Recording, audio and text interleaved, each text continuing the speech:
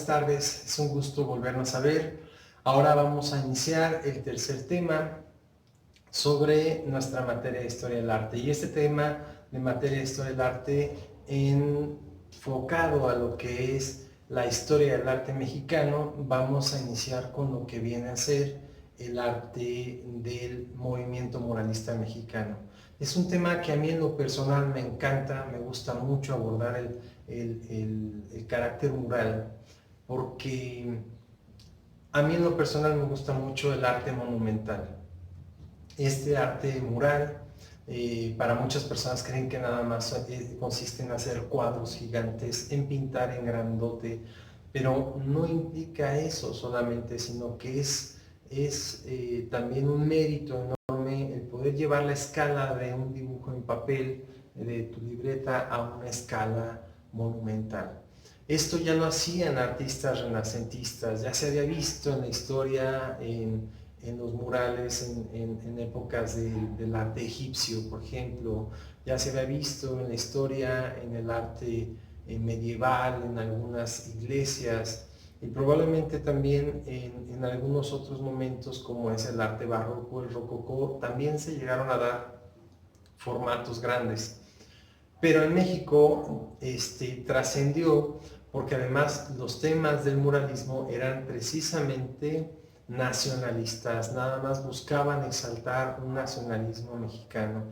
Y esto implica el hecho de que ya habíamos pasado por una revolución mexicana y un filósofo y pensador que fue Vasconcelos fue el que principalmente pensó que era necesario retomar y generar una gran identidad para nuestro país. Y para generar esa identidad no había más que, mejor medio más bien, que el arte.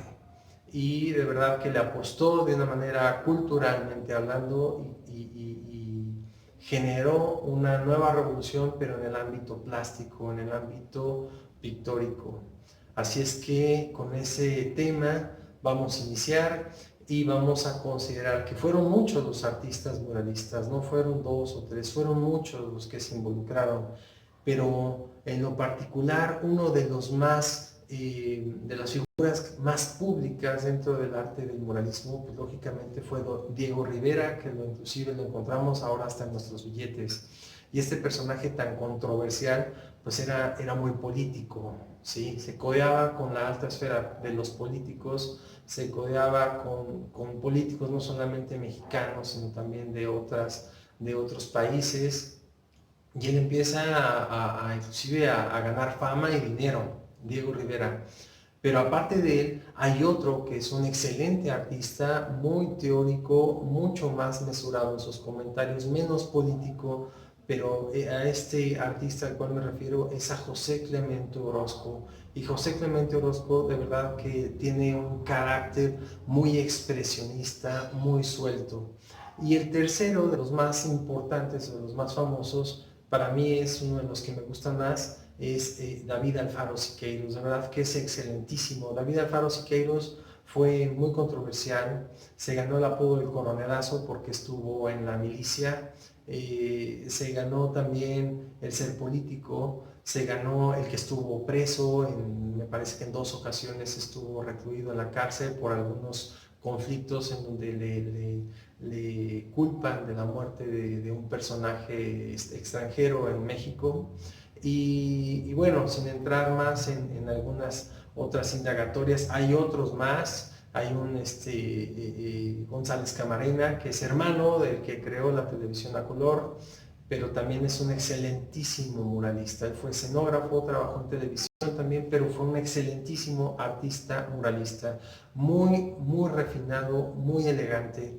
Y que no lo podemos dejar también de mencionar que Michoacán tiene a uno de los grandes muralistas de esa última camada de muralistas, es decir, que cuando el muralismo tiene fuerza, con Diego Rivera, Siqueiros y Orozco, este era un joven, un poco menor de edad que ellos, y sin embargo él sigue siendo muy prolífico, muy productivo en el ámbito del arte mural. Era un artista muy sencillo, un artista de Pátzcuaro, que vivió aquí en Morelia, y me refiero al maestro Alfredo Salce, un artista con una humildad, con un amor a la vida tan noble, tan loable. El hecho es de que las puertas de su taller siempre estaban abiertas a todo aquel que quisiera ir y aprender con él.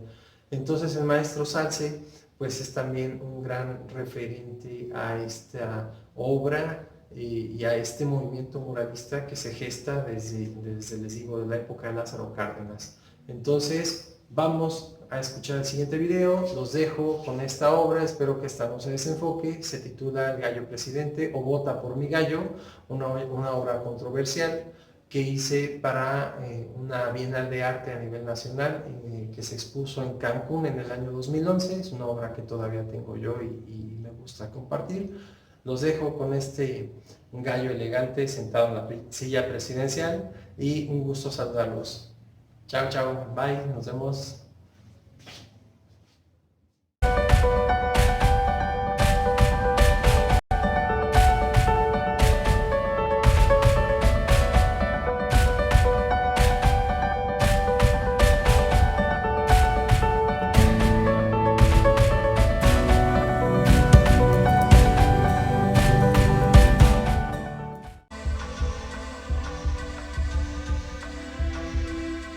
La revolución introdujo el esquema de que México era un país nuevo, en donde todo y nada estaba por construirse, a partir del reconocimiento de las propias raíces y donde el indígena y el campesino tuvieran un lugar protagónico dentro de la historia.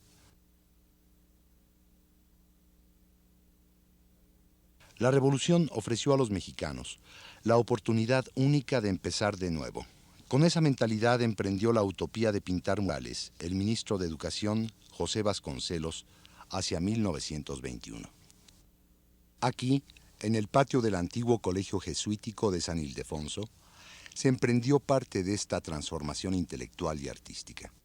El primer mural, pintado por el afamado y controvertido pintor Diego Rivera, hacia 1923, fue precisamente una alegoría sobre la capacidad creativa del nuevo hombre surgido de la Revolución Mexicana.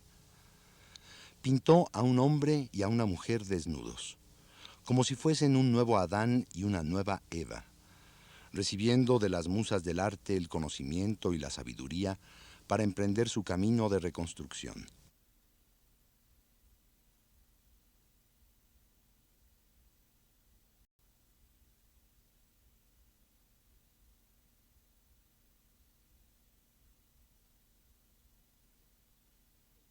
Siqueiros optó por pintar una figura alada, como una victoria de Samotracia, que ofrecía a México los elementos esenciales para reconstruir su cultura, el agua y el fuego.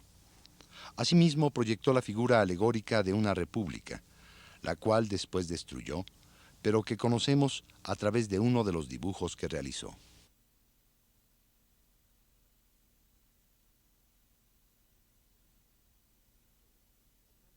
Fernando Leal optó por pintar a la encáustica, con vivos colores, una procesión religiosa del Santo Señor de Chalma, que mostraba el sincretismo cultural de México a través de la religión y las festividades.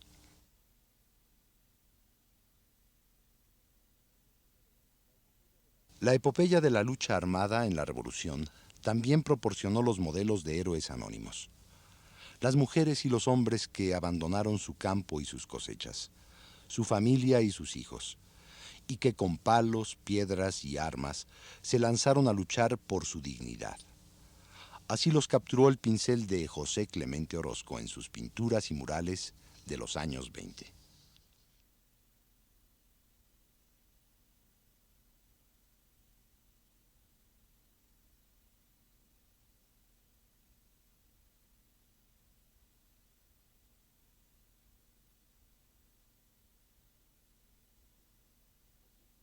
José Clemente Orozco, en particular, concibió los arquetipos visuales de la gesta revolucionaria y de la necesidad de renacer después de la lucha, dejando atrás el viejo orden que se derrumbaba a los pies del pasado opresor de obreros y campesinos, que ahora se hermanaban hacia un futuro más promisorio. Los resultados no del todo logrados del mural La Creación obligaron a Diego Rivera a compenetrarse más con la realidad cultural y política de México. Después de un obligado viaje por la región del Istmo de Tehuantepec, en Oaxaca, Rivera se reencontró con México, con la exuberancia del paisaje, pero también con la belleza de la vida cotidiana de sus habitantes. Rivera entendió que México era, antes que su filosofía y nivel intelectual, una nación de hombres y mujeres en lucha por la sobrevivencia y con valores culturales y tradiciones propias.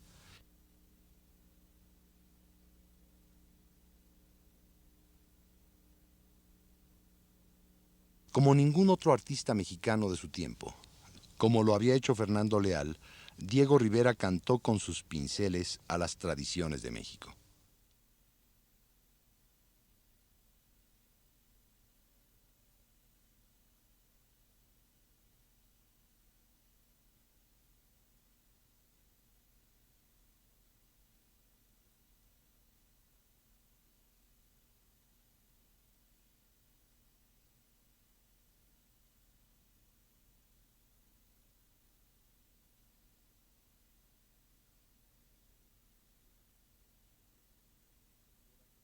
Rivera creyó firmemente que la revolución fue una oportunidad histórica para que los mexicanos emprendieran el rumbo firme hacia el progreso y la paz.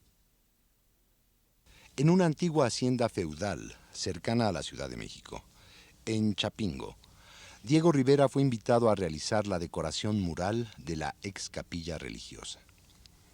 Allí, Rivera proyectó uno de sus ciclos murales más unitarios, tanto por la ideología revolucionaria de sus temas, como por el diálogo iconográfico de integración entre los distintos muros, la bóveda, el ábside y aún la decoración de puertas y ventanas.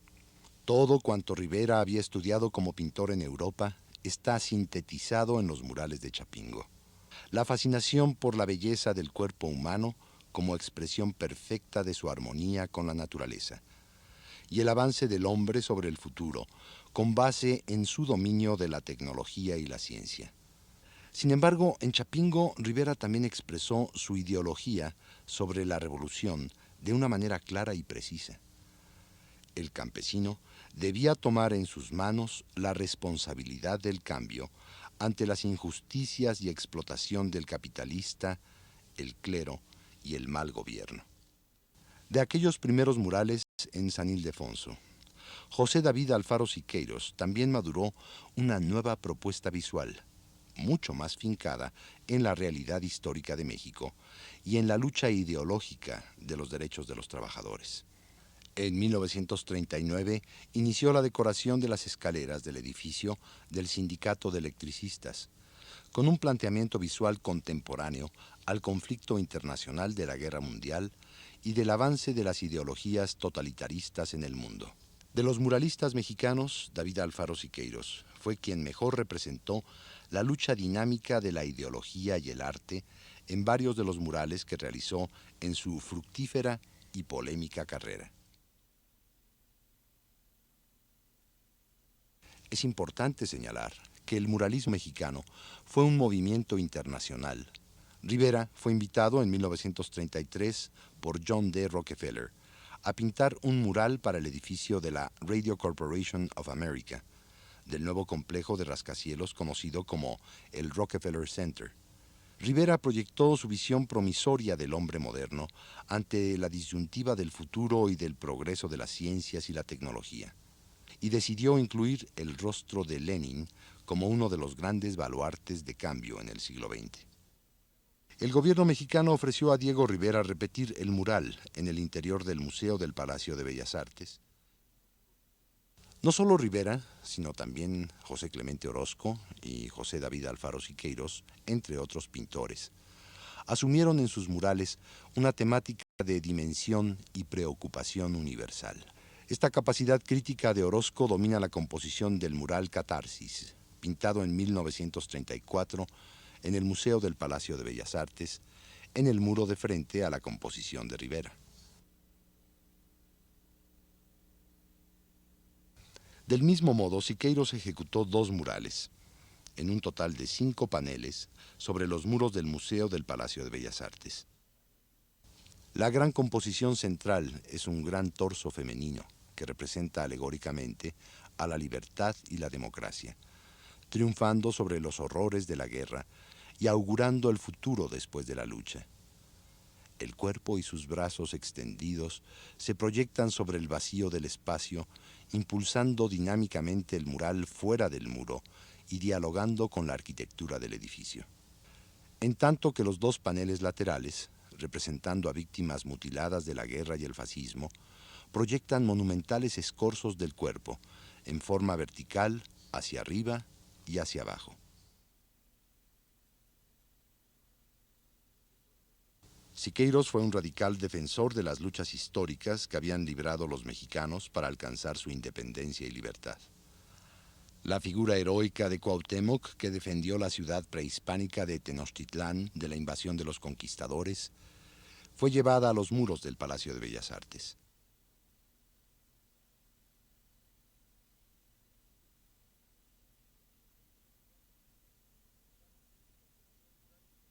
Los murales que pintó José Clemente Orozco entre 1938 y 1939 en el edificio del Hospicio Cabañas de Guadalajara, Jalisco, representan no solo el momento de mayor madurez del artista, sino una de las obras pictóricas monumentales más importantes de la historia del arte mexicano y universal. Allí, en sus muros, bóveda y cúpula central, todo es grandilocuencia. Todo es expresión y delirio de ideas. El hombre, como un moderno Prometeo envuelto en fuego, preside las fuerzas de la historia de México, flanqueado por indígenas y españoles y por las fuerzas opresoras de la humanidad. Orozco proyectó un severo juicio a la historia de México. Vencidos y vencedores son juzgados por la implacable mirada del artista. La dialéctica del tiempo, la historia y el devenir de la humanidad proporcionan una unidad iconográfica que permite conjuntar los opuestos. La civilización, venida de Allende, representada por Felipe II y sus huestes conquistadoras, frente a la barbarie primitiva y ritual del mundo indígena. La eclosión de 2 culturas, de 2 formas de entender el mundo, la vida y la muerte, producen una cultura híbrida y única, la mexicana.